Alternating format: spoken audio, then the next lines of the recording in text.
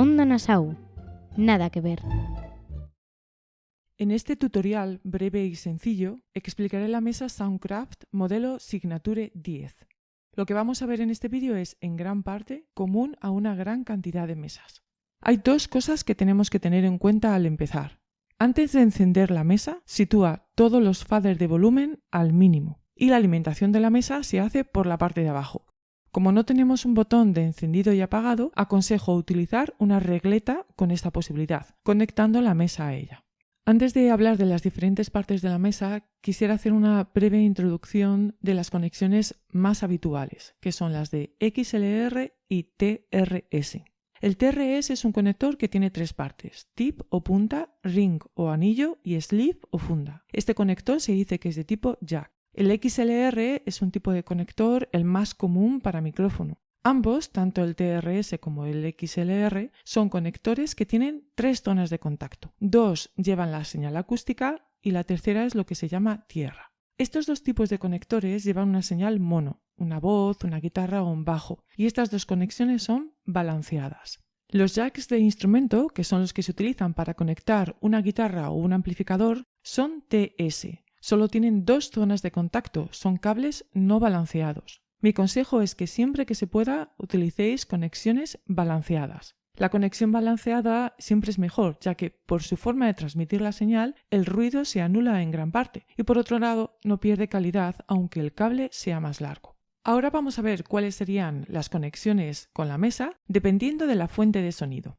Si queremos usar micrófonos, utilizaremos los conectores XLR que se encuentran en la parte superior de cualquiera de los canales de la mesa. Concretamente en el modelo Signature 10 tenemos entrada para 6 micrófonos con XLR. Si queremos conectar un instrumento como una guitarra o un bajo, lo mejor sería utilizar una caja de inyección, conectando esta caja a la mesa. La caja de inyección convierte una señal no balanceada en balanceada. Si no tenemos esa caja y queremos conectar directamente el instrumento a la mesa, debemos hacerlo por los canales 3 y 4, con un conector tipo jack, presionando el botón llamado HIZ que prepara la señal para ser tratada por la mesa. Si queremos conectar un teclado, tenemos que tener en cuenta que este tiene dos salidas estéreos no balanceadas. Lo mejor sería utilizar una caja de inyección, pero también se puede hacer sin ella, depende de lo largo que sea el cable del teclado. En todo caso, se entra en la mesa utilizando un conector XLR o uno tipo jack. Si quieres conectar un ordenador o un móvil, se puede utilizar un cable por un extremo mini jack y por el otro doble jack y utilizar para la conexión el canal estéreo.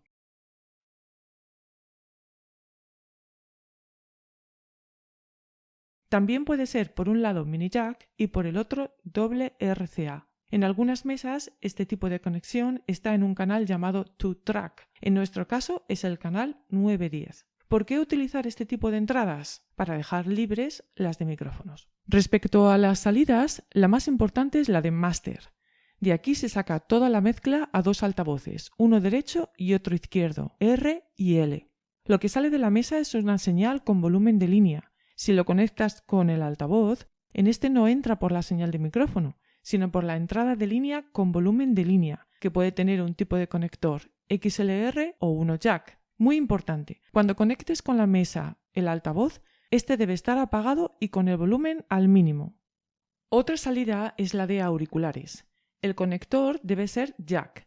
Si tienes unos auriculares con conector mini jack, debes comprar un adaptador de 3,5 mm a 6,32 mm, algo que es muy barato y fácil de encontrar. También tienes las salidas auxiliares. ¿Para qué sirven? Tienen muchas utilidades y depende de lo que tú necesites. En el contexto de los conciertos es fácil de entender. Se puede hacer una mezcla concreta para enviarla a un altavoz y que sea escuchado por uno de los miembros del grupo. En el contexto de la radio puede usarse para compartir todo lo que entra en la mesa con un público que tenemos en la sala. Si no tenemos un cable XLR para amplificar el máster, podemos sacar el sonido por los auxiliares con el conector jack.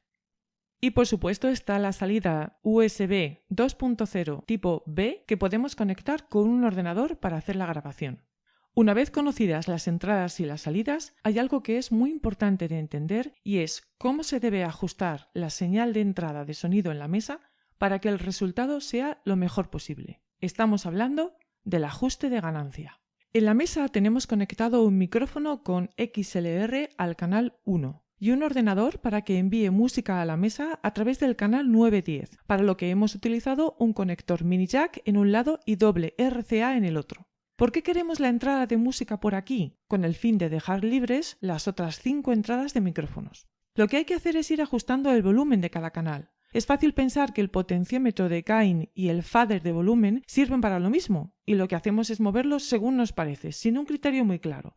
Un micrófono recoge la voz del locutor o de un cantante y la convierte en electricidad. Esta señal es enviada a la mesa de mezclas, pero los micrófonos producen una señal bastante débil, por lo que es necesario preamplificarla. Este preamplificador, también llamado previo, es muy importante y a menudo se menciona la marca de los componentes electrónicos que lo integra porque debe ser de calidad para que en el proceso no se sumen ruidos no deseados. Esa preamplificación se realiza con el potenciómetro gain o la ganancia. Si sumas demasiado ganancia a la señal, se grabará de forma distorsionada, y si pones poca ganancia, la señal será muy débil. Y en ambos casos es muy difícil arreglarlo en postproducción. El fader de volumen no tiene preamplificador y lo que hace es sumar todas las señales de entrada en una única señal para enviarla al máster. Cuando se sube hasta el 0 este fader, eso significa que es el volumen original de la señal. Con el fader solo se pueden subir 10 decibelios, es muy poco, mientras que con la ganancia en esta mesa se pueden subir hasta 60 decibelios. ¿Cuál es el orden para ajustar? Primero la ganancia y luego el fader. ¿Qué pasos hay que seguir para ajustar la señal? En primer lugar, si los micrófonos son de condensador, necesitarán alimentación extra, por lo que es necesario activar el botón de 48 voltios. Si los micrófonos son dinámicos, este botón debe estar apagado. Con el fader de volumen abajo del todo, apretamos el botón llamado PFL, Prefader Listening, situado en el canal. Al hacerlo, se iluminará un botón llamado AFL, PFL, en la zona del Master Meter. Producimos sonido y nos fijamos en las dos columnas de luces. Moveremos la ganancia hasta que alcancen el nivel 0. No deben de iluminarse de rojo, es preferible que se queden siempre en la zona verde. Este ejercicio hay que hacerlo con cuantos canales necesitemos. Cuando ya hemos terminado de ajustar la ganancia, desactivamos el PFL y subimos el fader de la mezcla general de máster a 0. Y vamos subiendo los faders de volumen a 0, canal por canal. Si aún así la señal produce una luz en la zona naranja-roja, hay que bajar el fader de volumen de la mezcla general un poco. Una vez ajustada la señal de entrada, podemos seguir viendo las diferentes opciones que se ofrecen en la mesa para ir modificando la señal. En la sección de ecualización podemos aumentar o disminuir la presencia de las frecuencias graves, medias o agudas de la señal. Respecto a la sección de auxiliares, como hemos explicado, los auxiliares 1, 2 y 3 sirven para hacer mezclas distintas de la general. Para ello nos vamos a fijar en los potenciómetros de auxiliares que se encuentran en la misma línea horizontal. Por cada auxiliar hay que mover 3 potenciómetros, el auxiliar de cada canal y los 2 de control global de los auxiliares que hay en la parte derecha de la mesa, justo debajo de la zona de efectos. Siguiendo esa línea horizontal, si nos fijamos en esa parte de la derecha, al lado de cada auxiliar hay un botón que indica pre y post. Si no presionamos ese botón blanco, el envío del auxiliar elegido se hará independientemente del fader de volumen. Es decir, podemos tener todos los faders de volumen bajados enviando por el auxiliar una señal completamente independiente de ellos. Si presionamos el botón eligiendo la opción post, entonces la señal se verá afectada por las modificaciones que los faders de volumen puedan producir. Obviamente, habremos colocado un cable en la salida de auxiliares para que se envíe esta nueva mezcla donde deseemos. Para terminar, al lado del botón Pre-Post hay otro blanco que indica AFL, After Fader Listening, con el que podemos controlar cómo sonará la señal del auxiliar después de que haya pasado por el fader de volumen y antes de que sea enviada por la salida del auxiliar. Por la calidad de la señal, siempre será preferible el envío por auxiliar prefader al postfader. El uso de auxiliares es poco frecuente en el caso del podcasting. En cambio, es muy habitual en los grupos profesionales de música, ya que permite que cada miembro del grupo pueda escuchar a través de su monitor una mezcla de sonido particular. Zona de efectos.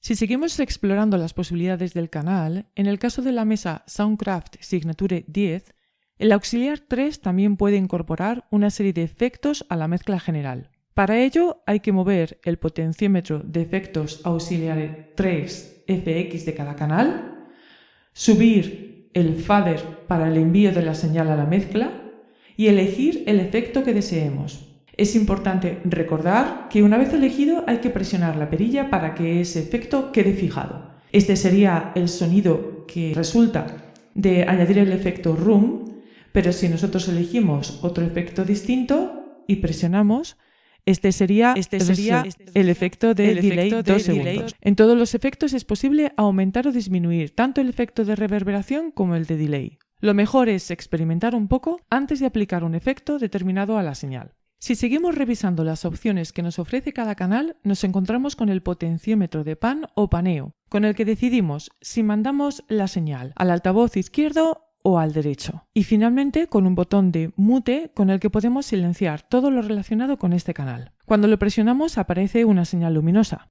lo cual es muy útil para controlar con la vista qué canales están activos y cuáles no. Relacionado con la posibilidad de silenciar canales, tenemos en la parte derecha de la mesa, en la zona del máster, un botón que se llama Interval Mute, que nos permite silenciar con un solo clic todos los canales excepto el 9-10. Esta opción es muy utilizada por los grupos musicales cuando en un concierto hacen una pausa, silencian todos los canales menos el 9 y el 10, que es el canal que utilizan para meter música desde un ordenador. Esta música va a los altavoces y entretiene al público durante la espera, sin que pueda haber ningún peligro de entrada de sonido por el resto de los canales. Para terminar, quiero comentar algunas cuestiones. El USB Power, que es del tipo 2.0A, no transmite datos.